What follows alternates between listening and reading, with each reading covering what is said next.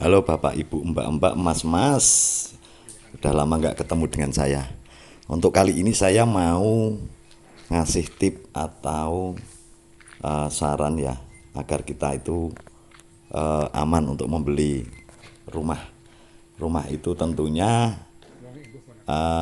dambaan semua orang, apalagi pasangan-pasangan muda atau orang yang sudah berkeluarga tapi belum punya rumah. Nah, kali ini saya akan memberikan 8 tips aman untuk memberi rumah, khususnya rumah subsidi atau KPR ya. Ya, untuk dikredit istilahnya dalam jangka waktu tertentu. Itu ada 8 tip yang harus Anda ketahui. Langsung aja. Yang pertama itu kita harus memahami reputasi developernya. Nah, caranya gampang, kita bisa tanya-tanya, melihat foto-fotonya dia di website atau di medsos, proyek-proyek apa saja yang sudah mereka gunakan. Pokoknya gitu ya. Jadi tahu developernya itu jelas. Terus yang kedua, ini yang paling penting juga, perhatikan legalitas sertifikat hak milik atau SHM ya, dan izin mendirikan bangunan atau IMB. Kita harus tahu memperhatikan legalitas dari intinya rumah yang akan kita beli atau akan kita KPR dengan pihak bank. Nah, apabila itu udah ada, oke, aman. Yang ketiga itu biasanya tanyakan kejelasan sertifikat rumah. Ketika membeli rumah melalui developer, biasanya sertifikat rumah kita itu sudah diganti nama dari pemilik lama menjadi nama developer.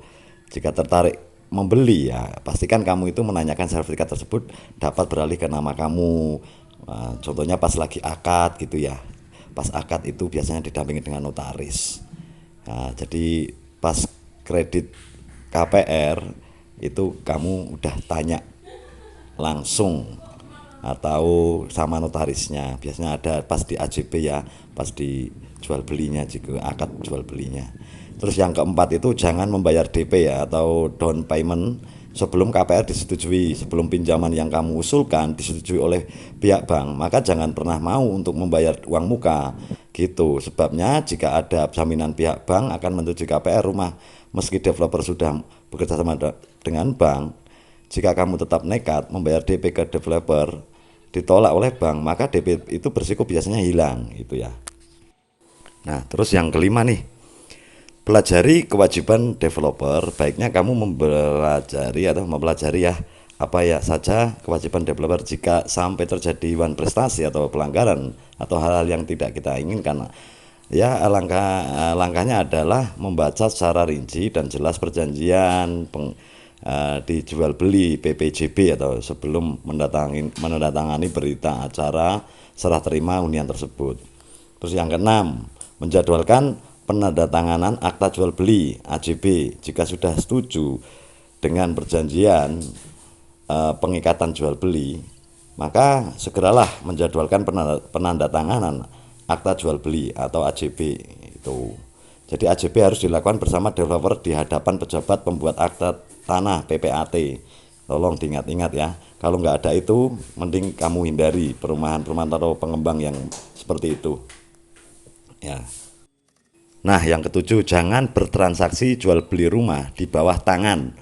Jadi transaksi jual beli rumah di bawah tangan atau atas dasar kepercayaan saja yang hanya menggunakan kwitansi sebagai tanda bukti itu sangat berisiko. Pokoknya jika rumah akan dibeli masih dalam status dijaminkan atau diagunkan di bank, maka lakukan pengalihan kredit dan dibuatkan AJB di hadapan notaris. Ingat ya, di hadapan notaris. Terus yang delapan nih, beli rumah lewat KPR atau bank, salah satu yang ya sering kita tahu bahwa kita kredit itu biasanya di salah satu bank. Pembeli harus memilah-milih bank yang memberikan pembiayaan yang sangat tepat. Salah satunya ya apalah yang Anda biasa sudah sering digunakan oleh orang gitu ya. Jadi dalam jangka waktu tertentu biasanya ada yang 10 tahun, 15 tahun, 20 tahun tergantung dari persetujuan dari bank. Intinya dari 8 tip tersebut tolong diperhatikan baik-baik.